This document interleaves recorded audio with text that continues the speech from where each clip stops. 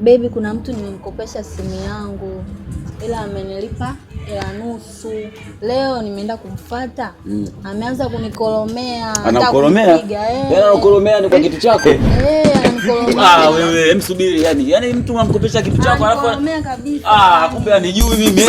Kumbe mimi anijui yani unateseka vyote hivyo. Hem, ngoja nikuonyeshe yani. Ngoja nikuonyeshe. Yani na yupo karibu. Tuondoke bwana. Wewe yani wewe mtu anakolomea kwa kitu chako? Wewe hem, tuondoke. Yani upo karibu alafu unataka kuleta. Twende. Upiga mimi nipo. Twende na baby ndio huyu hapa. Huyu. Unajitaka ujitaka. Una uhakika kama ndio huyu? Huyu bwana mtu poa sana, mtu safi huyu. Ana noma na watu, alafu ipo kawaida yuko poa sana yani. Huyu mbona yuko poa sana yani? Mbona unataka kukumbanisha na watu?